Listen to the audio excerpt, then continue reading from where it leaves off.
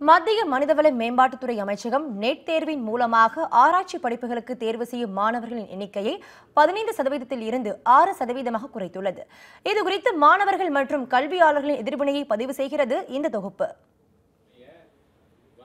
மத்திய அரசின் முடிவால் ஆய்வு படிப்பை மேற்கொள்ளும் மாணவர்கள் JRF, PhD போன்றவற்றில் சேர்வது குறைந்துவிடும் என்று கூறும் மாணவர்கள் மறைமுகமாக ஒடுக்கப்பட்ட சமூகத்தைச் சேர்ந்த மாணவர்களையே இந்த அறிவிப்பு நேரடியாக பாதிக்கும் என்கின்றனர்.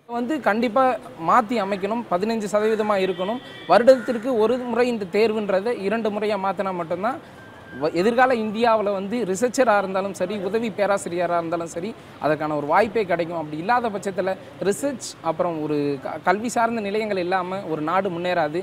இது தெரியாமல் அரசு கொண்டு போகவும் முடியாது. அதனால் இந்த எண்ணிக்கையை கண்டிப்பாக மறுபரிசீலனை செஞ்சு 15% மாற்றணும்.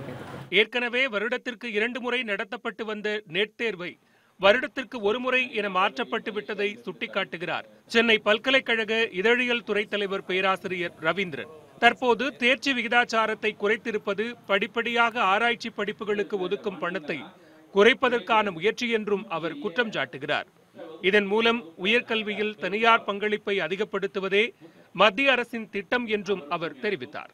இந்தியாவின் உயர்கல்வித்துறை செழிப்பாக பீடு நடை போட வேண்டும் என்றால் நமக்கு தேவையற்றது மையப்படுத்தப்பட்ட அமைப்புகளான UGC, மாநில அளவில் மாவட்ட அளவில் உயர்கல்வியை, பள்ளிக்கல்வியை, கல்லூரி கல்வியை நெறிப்படுத்தப்பட்ட சுதந்திரமான அமைப்புகள் தேவை. அரசு தலையிட முடியாத அமைப்புகள் தேவை. ஆளும் பாஜக அரசாக இருந்தாலும் ஆண்ட காங்கிரஸ் அரசாக இருந்தாலும் மத்திய அரசுகளின் சமீபத்திய கல்வி சார்ந்த கொள்கை முடிவுகள் அனைத்தும் மாணவர்களின் நலன்களை புறந்தள்ளுவதாக கல்வியாளர்கள் வருந்துகின்றனர்.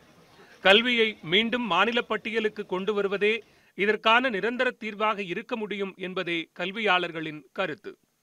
ஒளிப்பதிவாளர் ஸ்ரீராமுடன் செய்தியாளர் விஷ்ணு, News 18 தமிழ்நாடு.